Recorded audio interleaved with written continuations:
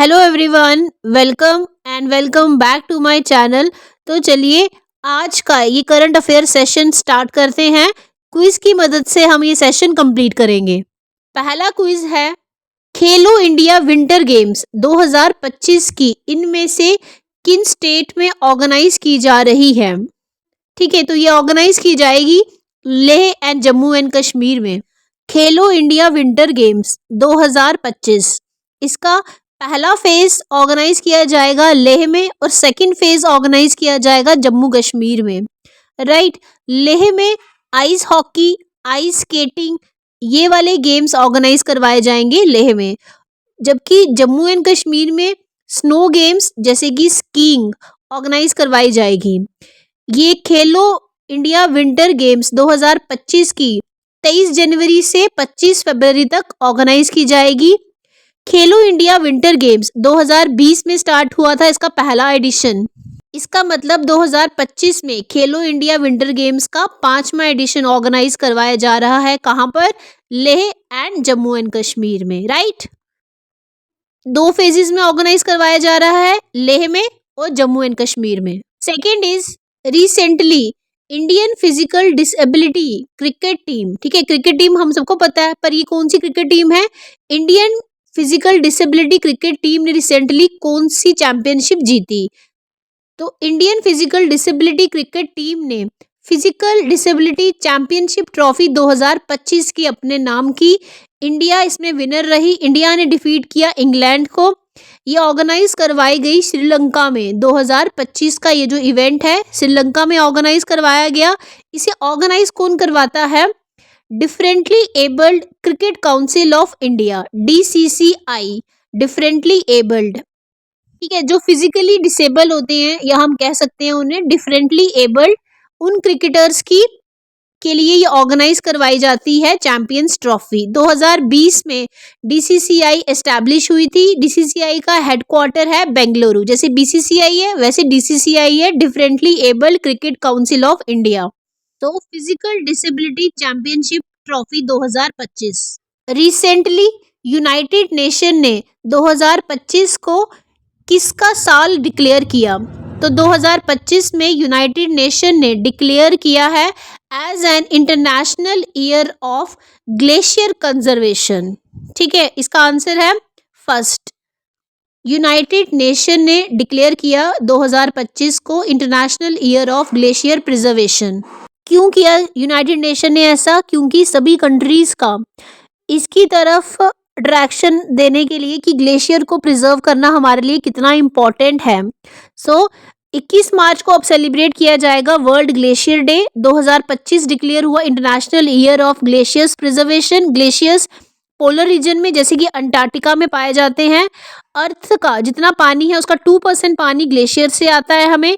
United nation एक inter governmental organisation है जिसमें कंट्रीज के अंदर पीस और सिक्योरिटी मेंटेन करने का काम करता है यूनाइटेड नेशन। यूनाइटेड नेशन का हेडक्वार्टर है न्यूयॉर्क में। रिसेंटली फिडे ने, जो कि रैंकिंग देता है चेस प्लेयर को, इसने इंडिया के किस चेस प्लेयर को हाईएस्ट रैंक दिया? ठीक है, फिडे एक इंटरनेशनल चेस फेडरेशन है। इसने डी गुकेश को इंडिया का हाईएस्ट रैंक प्लेयर अनाउंस किया है। फिडे की रैंकिंग में क्या किया जाता है? बेसिकली फिडे एक इंटरनेशनल चेस ऑर्गेनाइजेशन है जो इंटरनेशनल लेवल पर चेस के कंपटीशन ऑर्गेनाइज करवाती है। इसके according Magnus Carlsen first number पर हैं विद 2832.5 पॉइंट्स, जबकि डी गुकेश जो इंडिया के हैं वो 4th नंबर पर हैं with 2784 points. D Gukesh India की तरफ से फर्स्ट नंबर पर हैं, पर ऑल ओवर द वर्ल्ड देखें तो 4th नंबर पर हैं फिडे की रैंकिंग के अकॉर्डिंग।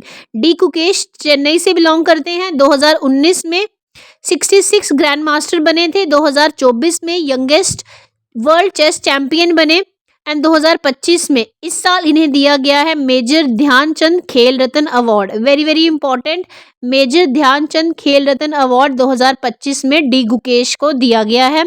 डी गुकेश इसी के साथ बनते हैं वर्ल्ड रैंकिंग में 4th नंबर पर और इंडिया की रैंकिंग में 1st नंबर पर। Recently Subhash Chandra Bose disaster management award 2025 का इनमें से किस ऑर्गेनाइजेशन को या किस इंस्टीट्यूट को दिया गया? 2025 का Subhash Chandra Bose disaster management award दिया गया national Centre for Ocean Information services को।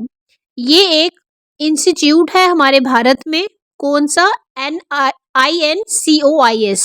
ठीक है, ये बेसिकली इंडिया में जितने भी, सपोज किसी भी टाइम पे डिजास्टर तो कभी भी आ सकता है, ठीक है, कोई भी नेचुरल डिजास्टर हो सकता है, बाढ़ आ गई, ठीक है, अर्थक्वेक आ गया, तो उस टाइम पर हमें कैसी स्ट्रेटजी को मैनेज करते हुए, ठीक है, लोगों को बचाना है, ये काम करता है कौन? Indian National Centre for Ocean information service, जिसे इस साल Subhash Chandra Bose disaster management award दिया गया 23 जनवरी को, जब बर्थ एनिवर्सरी होती है सुभाष चंद्र बोस जी की।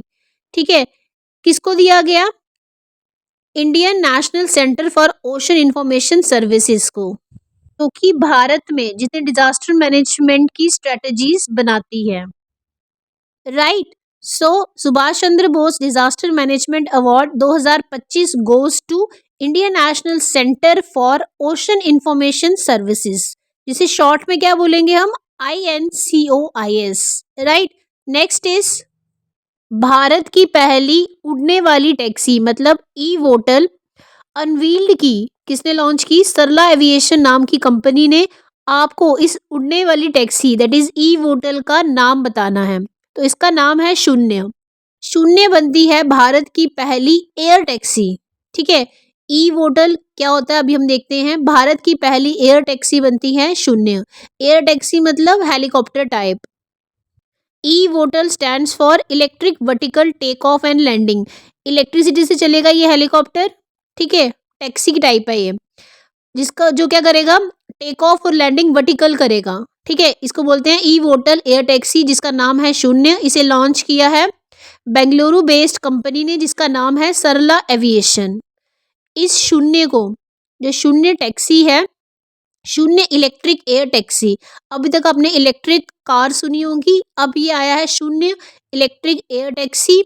20 to 30 किलोमीटर के डिस्टेंस के लिए रखी गई है ये, जो कि 250 किलोमीटर पर आवर की स्पीड से चलेगी। बेंगलुरु में इसे लॉन्च किया जाएगा सबसे पहले। किसे? शून्य, जो भारत की पहली एयर टैक्सी है, that is E air taxi बोल सकते हो आप। Next is national tribal health conclave 2025 का रिसेंटली कहाँ ऑर्गेनाइज करवाया गया? तो नेशनल ट्राइबल हेल्थ कॉन्क्लेव 2025 का ऑर्गेनाइज करवाया गया भारत मंडलम न्यू दिल्ली में। राइट, भारत मंडलम न्यू दिल्ली में national tribal health conclave 2025 organize करवाया गया। ये बेसिकली जितने ट्राइब्स होते हैं उन ट्राइब्स की हेल्थ को ध्यान में रखने के लिए डॉक्टर्स वहाँ अपॉइंट करने, इसीलिए ये ट्राइबल हेल्थ कॉन्क्लेव ऑर्गेनाइज करवाया गया। ऑर्गेनाइज किसने करवाया? ये ministry of tribal affairs and ministry of health and family welfare. Right, ministry of tribal affairs and ministry of health and family welfare ने ऑर्गेनाइज करवाया न्यू दिल्ली भारत मंडलम में national tribal health conclave. Tribes जो होते हैं उनकी हेल्थ के लिए। Recently scrum jet engine, ये इंजन है, ठीक है, इंजन का नाम है स्क्रैम जेट इंजन। इसका टेस्ट सक्सेसफुली इनमें से किस ऑर्गेनाइजेशन ने किया अभी? तो स्क्रैम जेट इंजन का टेस्ट सक्सेसफुली किया DRDL ने। बेसिकली DRDL की क्या फुल फॉर्म है? Defence research and development laboratory. ये DRDO के अंडर काम करती है ये लेबोरेटरी। इसका सक्सेसफुल टेस्ट किया DRDL ने। स्क्रैम जेट इंजन का सक्सेसफुल टेस्ट किया DRDL ने, जो एक लेबोरेटरी है DRDO के अंदर। अब ये स्क्रैम जेट इंजन इंपॉर्टेंट इसलिए हो जाता है क्योंकि ये हाइपरसोनिक मिसाइल में यूज होता है। अब हाइपरसोनिक मिसाइल क्या होती है? ऐसी मिसाइल जो स्पीड ऑफ साउंड से, साउंड की स्पीड से 5 गुना तेजी से जो मिसाइल चलती है उसे हम बोलते हैं हाइपरसोनिक मिसाइल। और इस हाइपरसोनिक मिसाइल में यूज होता है स्क्रैम जेट इंजन, जिसे किसने लॉन्च किया? इसका सक्सेसफुल टेस्ट किसने किया? DRDL ने, जो कि एक लैब है DRDO के अंडर। तो क्लियर हुआ, DRDO के अंडर 52 लैब्स हैं, उनमें से एक लैब है DRDL। DRDL ने सक्सेसफुल टेस्ट किया स्क्रैम जेट इंजन का। स्क्रैम जेट इंजन यूज होता है हाइपरसोनिक मिसाइल में। Next is recently global estimates on international migrant worker, ये एक रिपोर्ट होती है, इसका 4th एडिशन इनमें से किस ऑर्गेनाइजेशन ने रिलीज किया रिसेंटली? तो ये रिपोर्ट रिलीज की है इंटरनेशनल लेबर ऑर्गेनाइजेशन ने। कौन सी रिपोर्ट रिलीज की है? इंटरनेशनल लेबर ऑर्गेनाइजेशन ने रिलीज की global estimates on international migrant worker report. ये इस रिपोर्ट का 4th एडिशन था। बेसिकली इस रिपोर्ट में बताया जाता है कि जैसे हमारे भारत से कोई कनाडा चला गया, वहाँ जाके काम कर रहा है, तो वो माइग्रेंट हो गया, इंटरनेशनल लेवल पर वहाँ जाके काम कर रहा है। तो ऐसे कितने लोग हैं, उनकी रिपोर्ट बनाई गई। किसने बनाई? आईएलओ ने। आईएलओ ने एक और रिपोर्ट रिलीज की है recently, world employment and social outlook report 2025 की। सो आप याद रखेंगे आईएलओ ने ये 2 रिपोर्ट्स रिलीज की है रिसेंटली, एक इंटरनेशनल माइग्रेंट वर्कर्स पर, नेक्स्ट इज अमीरा बहारानी, कारू मिनियार और नंबियार। ये 3 रिवर्स हैं, इन तीनों रिवर को लिंक करके एक स्कीम रिलीज की है, इनमें से किस स्टेट ने? तो ये स्कीम, ये रिवर लिंकिंग स्कीम रिलीज की है तमिलनाडु ने। तमिलनाडु में ये स्कीम क्यों रिलीज की गई? इन तीनों रिवर्स को कनेक्ट कर कर ये रिवर लिंकिंग स्कीम तमिलनाडु में क्यों दी गई? क्या ऑब्जेक्टिव है? बेसिकली तमिलनाडु में कुछ ड्राई एरियाज हैं जहाँ की पानी की बहुत कमी है, बहुत किल्लत है, ठीक है। तो उन ड्राई एरियाज में पीने का पानी पहुंचाने के लिए, उन ड्राई एरियाज में इरिगेशन के लिए पानी पहुंचाने के लिए ये वाली स्कीम को तमिलनाडु में लॉन्च किया गया, ठीक है। इसकी टोटल कॉस्ट पड़ी इस प्रोजेक्ट की 900 crore. So Tamirabarani Karumeniyar Nambiyar river linking scheme launch की गई है तमिलनाडु में, वहाँ के ड्राई रीजन्स को ड्रिंकिंग वाटर सप्लाई करने के लिए। आज के सेशन का इम्पोर्टेंट क्विज है, Dhananjay Shukla has recently been appointed as the president of which organization? So given options में से आपको बताना है कि किस ऑर्गेनाइजेशन का प्रेसिडेंट अपॉइंट हुए हैं धनंजय शुक्ला। तो चलिए आज के सेशन का इम्पोर्टेंट डे भी देख लेते हैं। अब 25 जनवरी को हर साल सेलिब्रेट किया जाता है नेशनल वोटर्स डे ऑन 25 जनवरी। 26 जनवरी को रिपब्लिक डे, उससे एक दिन पहले नेशनल वोटर्स डे। क्यों सेलिब्रेट किया जाता है? क्योंकि इस दिन 25 जनवरी 1950 को हमारे भारत का इलेक्शन कमीशन एस्टैब्लिश हुआ था और सबसे पहले ये दिन सेलिब्रेट किया था 2011 में, ताकि यंग वोटर्स को एनकरेज किया जाए कि वो सामने आए और वोटिंग में पार्टिसिपेट ले, ठीक है। लास्ट सेशन में ये क्विज मैंने आपको पूछा था कि Kavacham Kerala warnings crisis and hazard management system इनमें से किस स्टेट ने लॉन्च किया? तो ये लॉन्च किया है केरला ने, ठीक है। केरला स्टेट ने लॉन्च किया Kavacham. Kavacham stands for Kerala warnings crisis and hazards management system. जो कवचम है ये लॉन्च किया केरला ने। ये कवचम बेसिकली एक सिस्टम है जो कि हमें वेदर की अपडेट, फास्टर वेदर अपडेट देता है कि अगर वेदर ख़राब होने वाला है, अगर साइक्लोन आने वाला है, ठीक है, जो भी होगा फास्टेस्ट वेदर सिस्टम ये अनाउंस किया गया है केरला में, क्योंकि हाल वहाँ पर काफ़ी क्या आते हैं, साइक्लोन वगैरह आ सकते हैं। केरला साउथ वाली साइड है ना वो, ठीक है। तो क्लाइमेट की चेंज ये प्रिडिक्ट करेगा। Thanks for watching, take care.